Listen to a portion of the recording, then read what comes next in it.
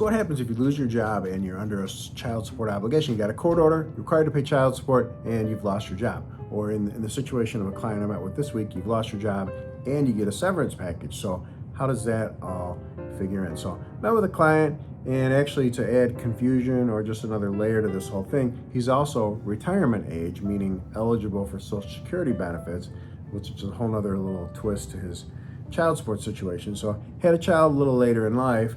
He's been divorced for a few years. He's under obligation to pay child support. His ex-wife has physical custody of this 15-year-old child. So he loses his job this year and now has a severance package that's being paid to him. Part of it's being paid to him this year, part of it's being paid next year. So his year-to-date income, he was $200,000 year-to-date, and then he's getting another $100,000 this year as a severance. So that puts him $320,000, let's say, for the year for income. His child support number that he's paying is based on something when he was making less than $320 a year. He was making like $200 a year. So he's paying this $1,800 a month number, and his ex-wife files a request for the child support to be increased. You think, well, how does that work? He lost his job. Shouldn't his child support be terminated? Well, it isn't, or should it be lowered? Well, it isn't, and also in the meantime, he's collecting unemployment. So he applies for unemployment, he's got a severance package, and he had income through 8 months of this year. So when you add all that up, he's making more money than he was when they based the child support number, when they calculated this child support number. So unfortunately for his situation, his child support actually goes up for this year. Now he's paying more like $2,500 a month. But what do you do for next year, for 2025, for the year? What does that look like? He's going to get a partial severance pay. The way this was set up, he's paid some severance package money this year, paid some money next year. So then what do you do for next year for child support numbers? Well, he's getting $100,000 in severance pay next year. His unemployment will have run out at that point, but he's 67 years old. So he's eligible for Social Security retirement. So his plan is to wait until sometime in August after his birthday. It'll be a whole nother year. He'll be 68, and then he'll be eligible for a little bit more money from Social Security. So he waits till then. Now he's drawing Social Security. So now his income for next year is more like $100,000 for the severance package. Well, so basically next year he's making $120,000 for the year, but then you got to add in Social Security. So how does that work? Well, how it works, you really wouldn't add in Social Security. What you'd say for next year is he's on full Social Security benefits. When you're full retirement age and you still have a minor child, you're eligible for an additional Social Security benefit under the Social Security system, under federal law. So then there'll be extra money being paid for his daughter, which he can then assign to ex-wife because she has physical custody.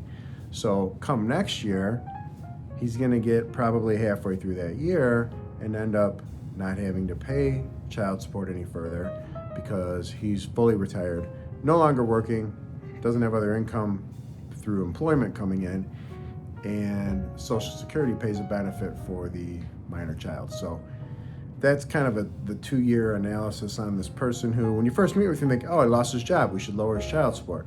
Well, but you have to look at what the income is for the year. Somebody that's getting a severance package, normally the court's going to plug in that number in the year that they receive that severance package. So what people run into is they lose their job. If they get severance pay, they could make more that year than they make normally if they were working, because it's paid all to them in a lump sum typically.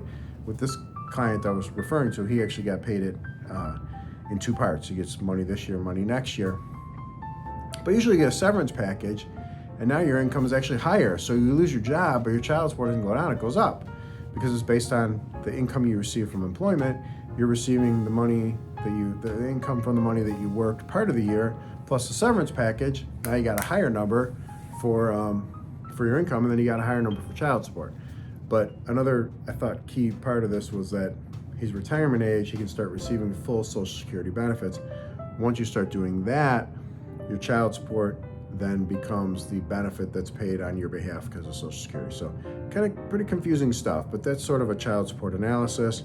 If you're running into trouble with child support, I mean, look, that's why you have us. you don't, I can't possibly discuss every situation you'd ever run into in these videos, but you hire us, you wouldn't have to worry about every situation because we're experts. So, we do practice, we do divorce, family law, represent only men. We are here in the state of Michigan, Metro Detroit area, and we can help, with any of this. But that's kind of how it looks like. That's what the idea is here on child support with someone that's retired, severance package, lost their job, unemployment benefits. That's how you sort it all out and kind of figure out, okay, what's this year? What's next year? What's even further? The child's 15, so, at 18 and out of high school, the child support's done. So you're talking about the next really 3 years and you're out of this child support world. And and one other thing on his situation was he's also not seeing his daughter. Daughter refuses to see him. Daughter's 15, not up to her. But mom's not making daughter see him. He's not forcing the issue. How does that affect his child support? It doesn't. In Michigan, child support's not tied to parenting time. So when you see your child is not related to whether you pay or don't pay child support, meaning if someone's refusing to let you see your child, you're still obligated to pay child support. And for that matter, if you're not paying child support, you still have a right to see your child. Those are both true. So that didn't factor into his situation. The court's not going to do anything with his child support number just because he's no longer seeing his child.